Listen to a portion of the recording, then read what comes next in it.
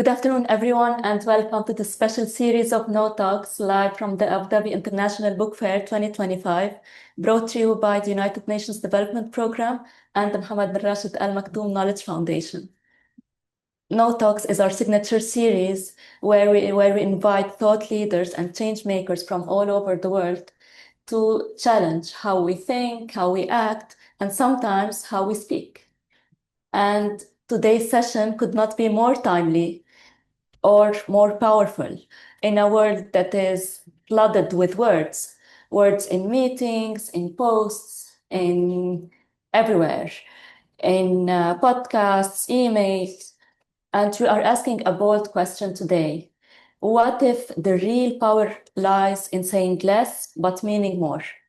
Our speaker today knows exactly how to help us master that art. Natalie Brown is the founder and group CEO of Select Training and Management Consultancy.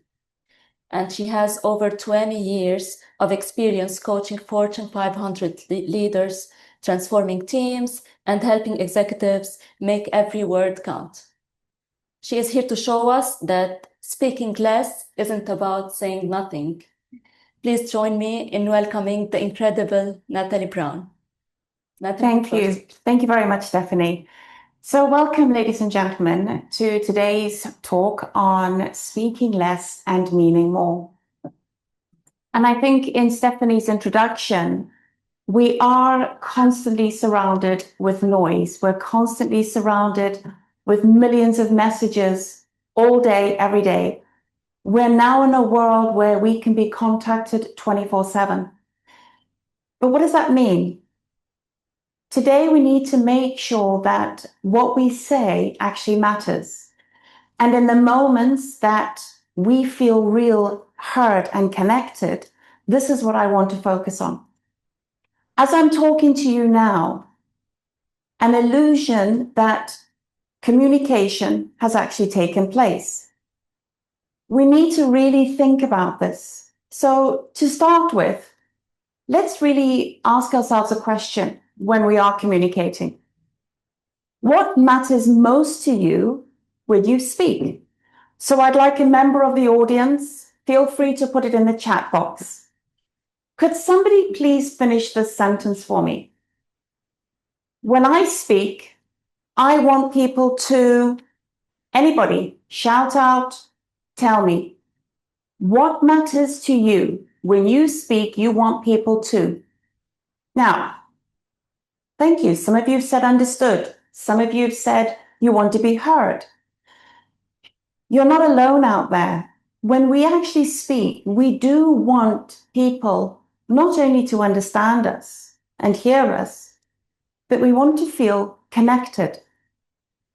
And that desire to feel connected, to be seen, is universal. But here's the problem.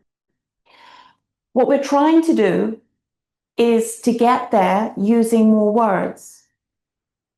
But that's not the answer. It's not about using more words, adding more words to what you want to say. It's about using better words, making sure the words that we are using really count and help us to connect with people. We're in a Zoom now. How many times have you found yourselves in a Zoom? The screen is blank. Nobody's actually saying something. Nobody's responding to your questions. Sometimes you find yourself saying, has anyone just heard what I've just said? You're not connected. You're disconnected. And this is the case. This is the situation we're facing now. We are now in a world where we are more disconnected than ever. Yes, we receive text messages at 2 o'clock in the morning. Yes, we send messages on Instagram. But are we connecting with those people? Or are we merely just sending words? So today I want to go beneath the surface. I really want to explore that simple question.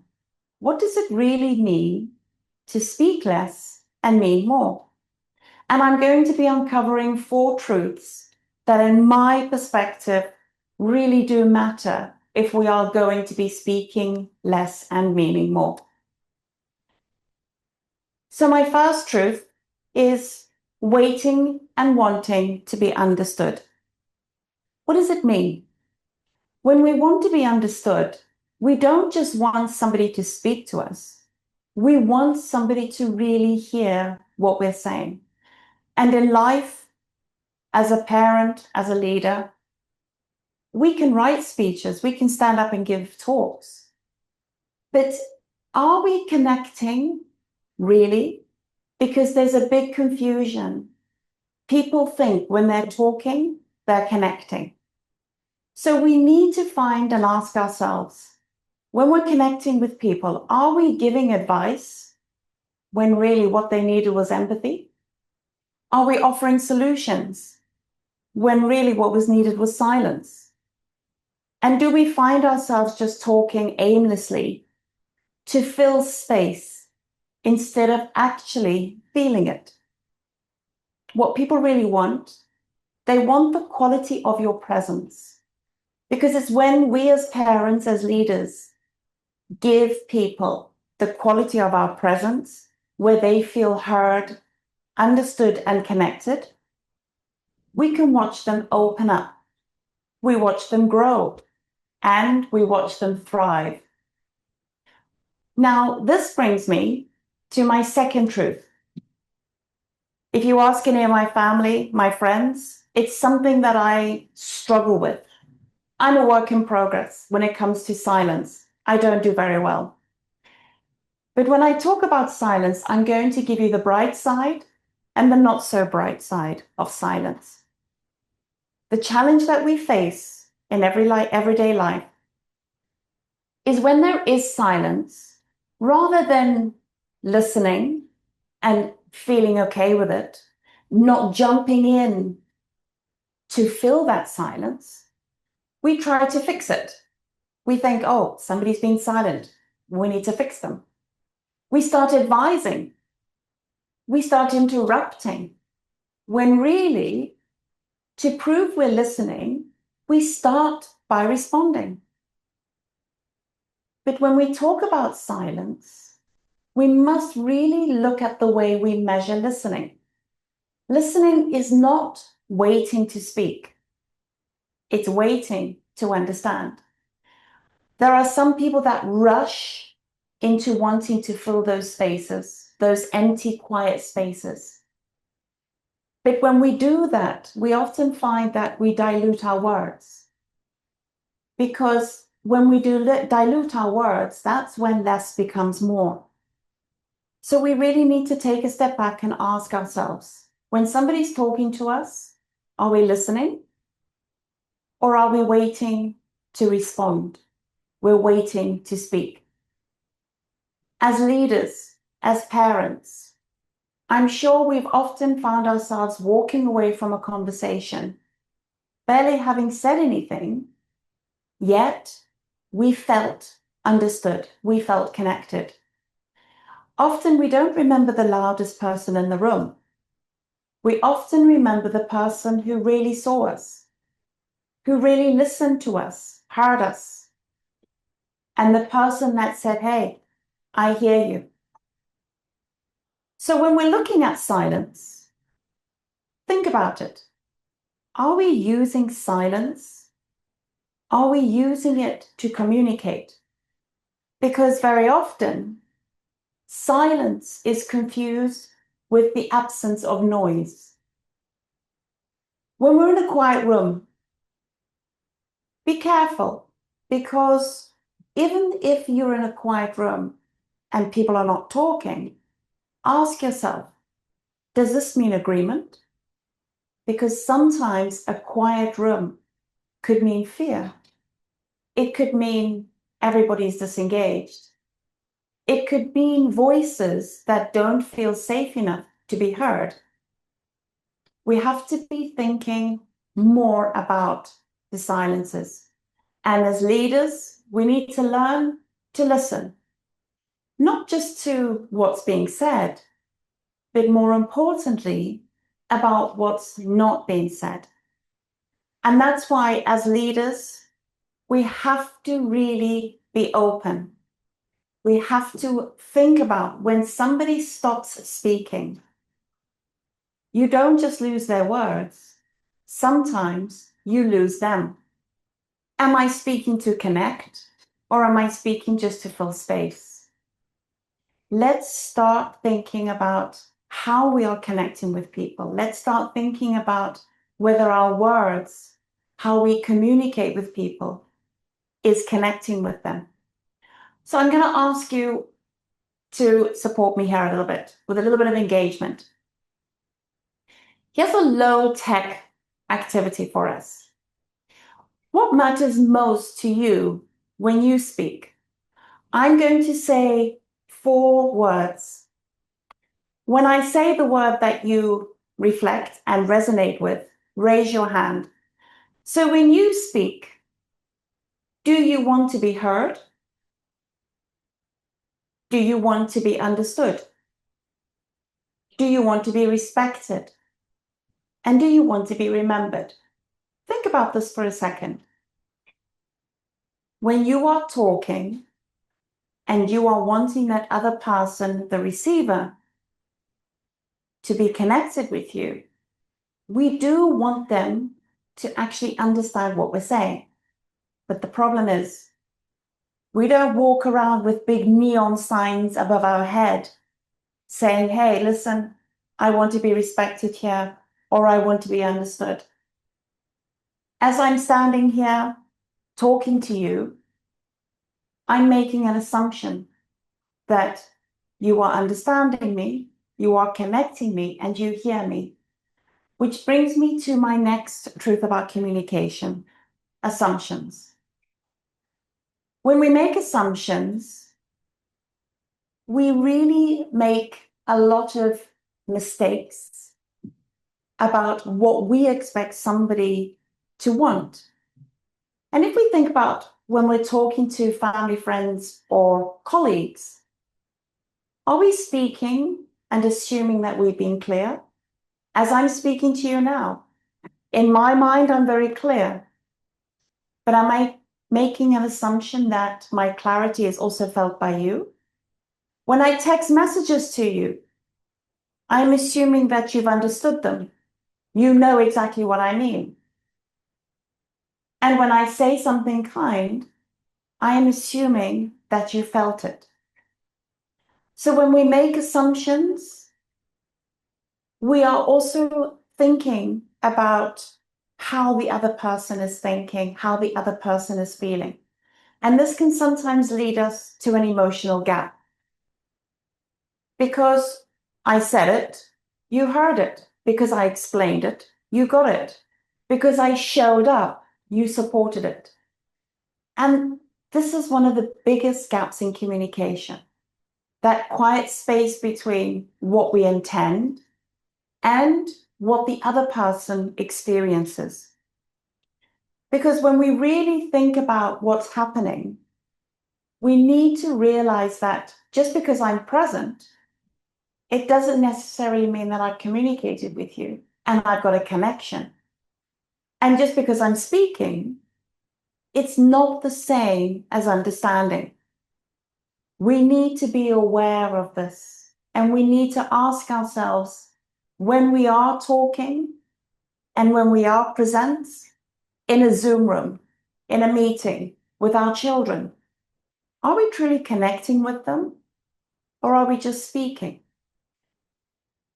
Real connection is rare. As I said before, we're surrounded by a world with noise, loud noise.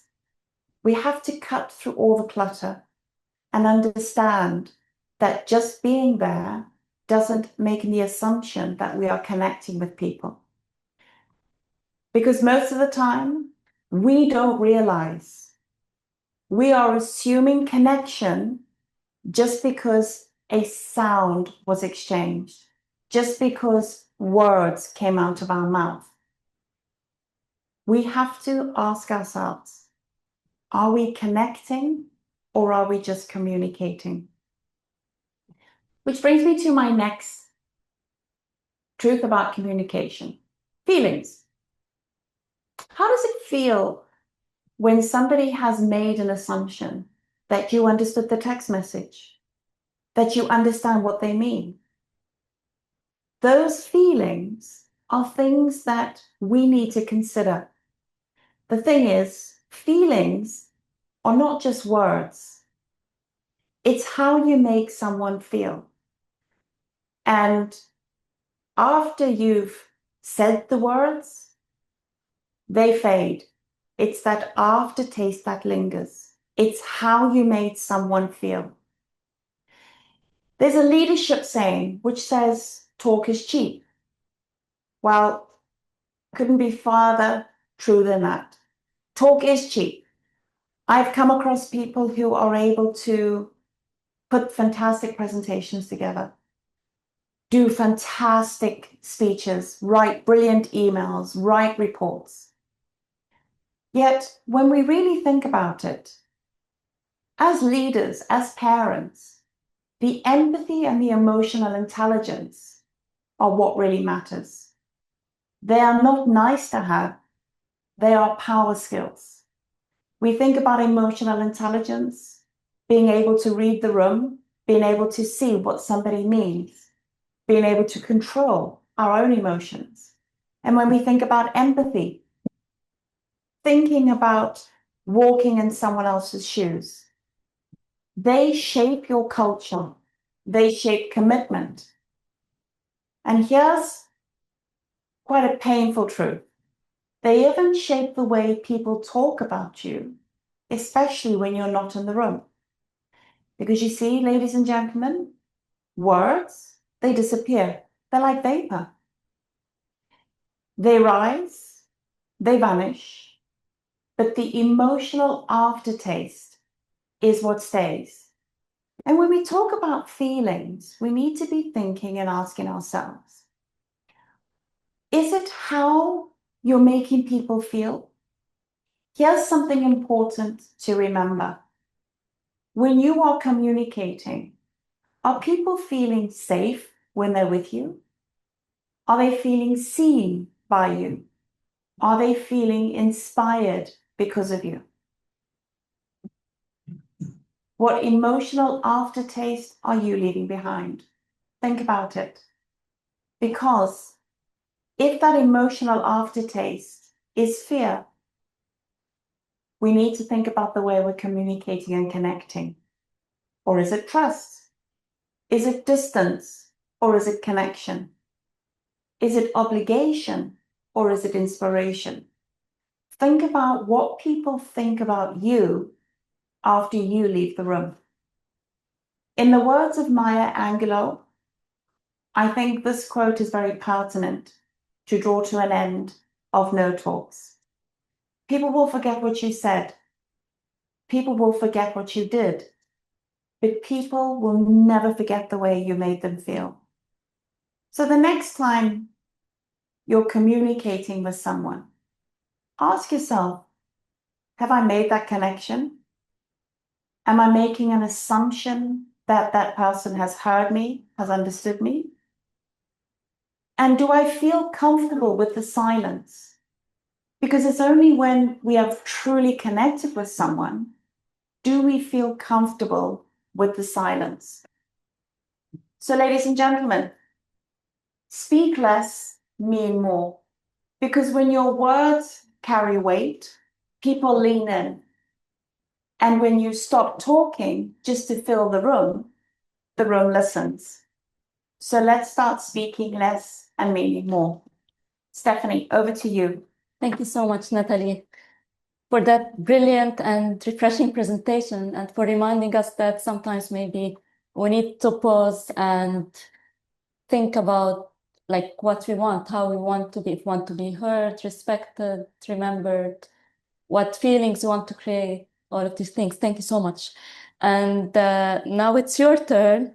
We'll open the floor for your questions. We've already got few questions, and please, I'm sure we'll be having more questions. No. Yes, so we have an interesting question. Mark Twain once said, "I don't have time to write a short letter, so I wrote a long one.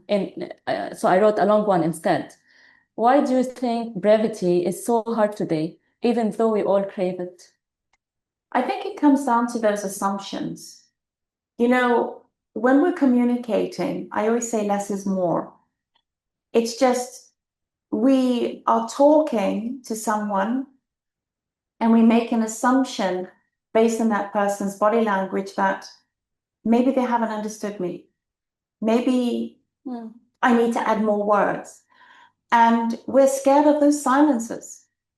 So the reason people find it so difficult to write less, and as you said, be Mark Twain and be very brief, is because we don't have that trust in ourselves that what we are actually saying matters.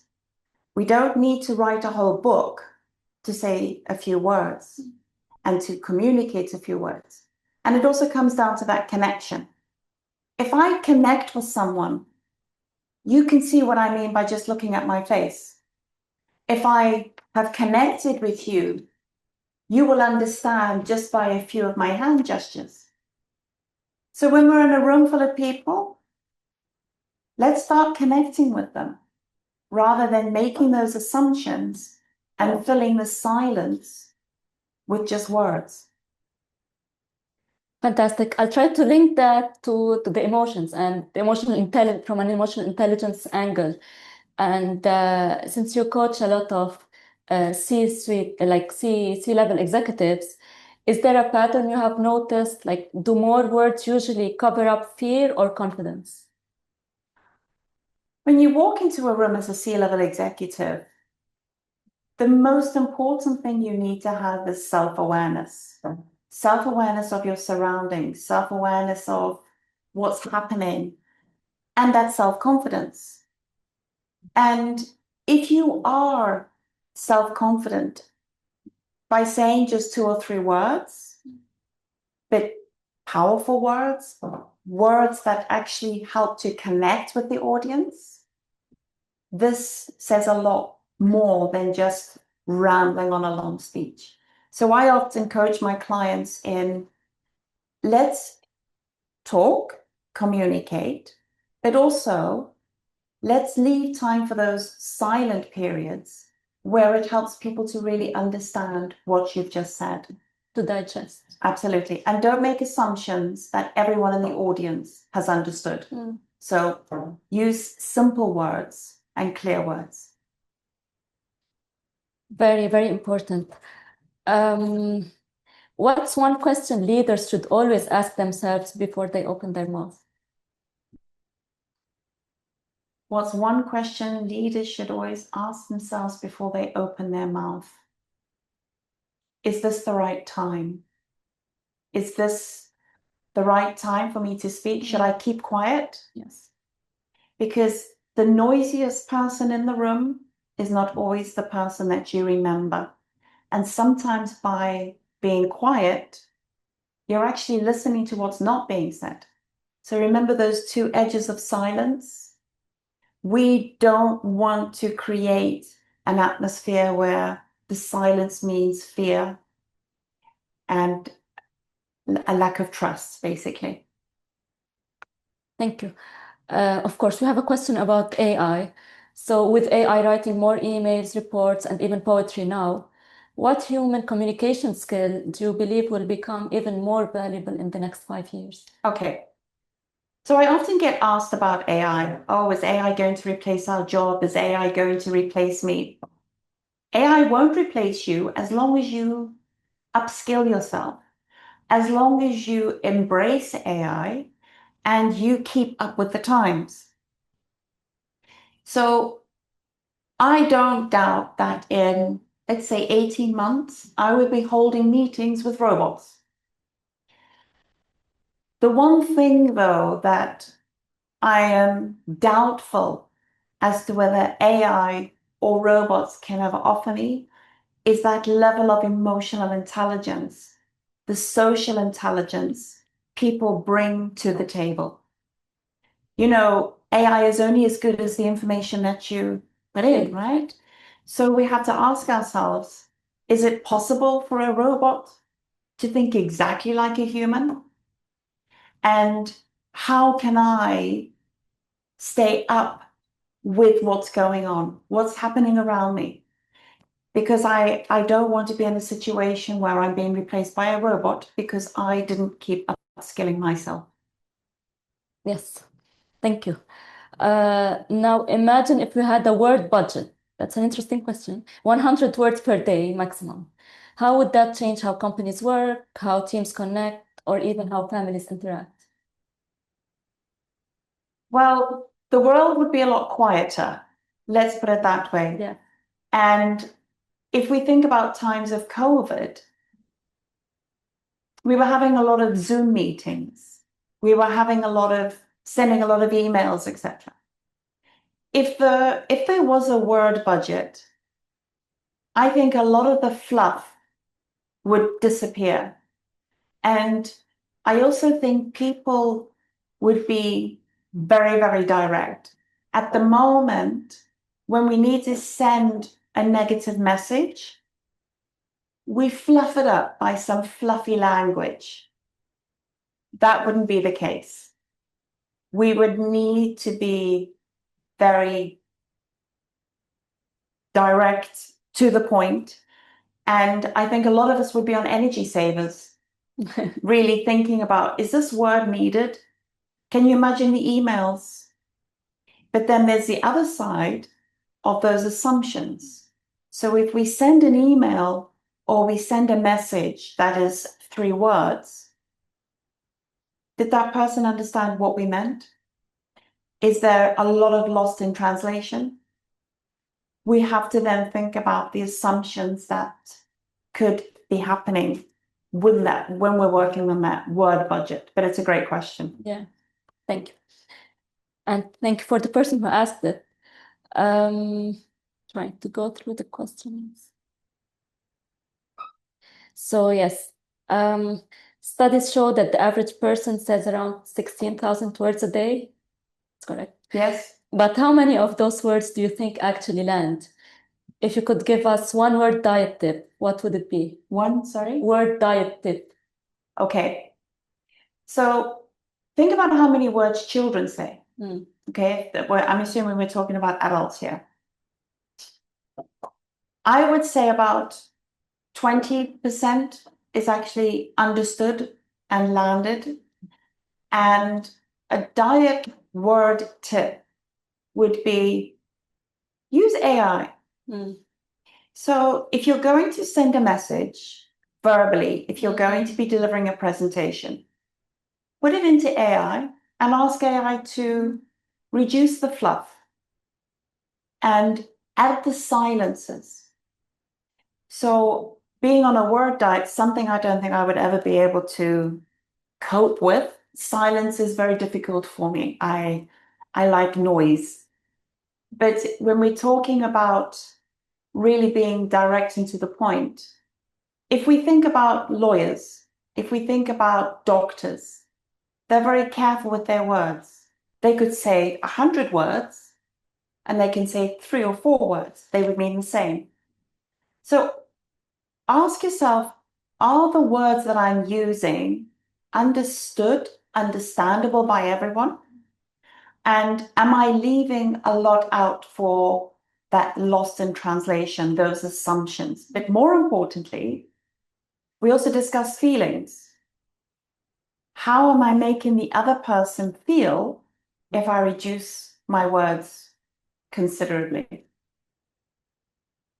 Amazing. And I think now with AI, I think Mark Twain's issue would be solved. Yes, yes, absolutely. How many of us, when we have to write an email, have lost the art of actually picking up a pen and putting it to paper?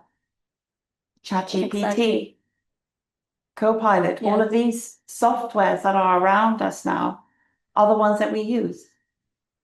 Thank you, Natalie. I'll wrap it up here because we like to keep our sessions like short and crisp. We have Thank got you. so many other questions, but we'll be sharing them with you Thank you very much. later on. Thank you so much. And thank you everyone for that great energy and questions. And thank you really for reminding us that that so many words don't mean that we are saying something that is Yeah. meaningful. So Thank you. My pleasure. And we'll see you again tomorrow in a new talk about AI, and with Abdelmateen Youssef, CEO of Project You, who will be telling us or demystifying 7 tips or 7 secrets to using AI to create more impact in our daily and work lives. Thank you so much. Thank you.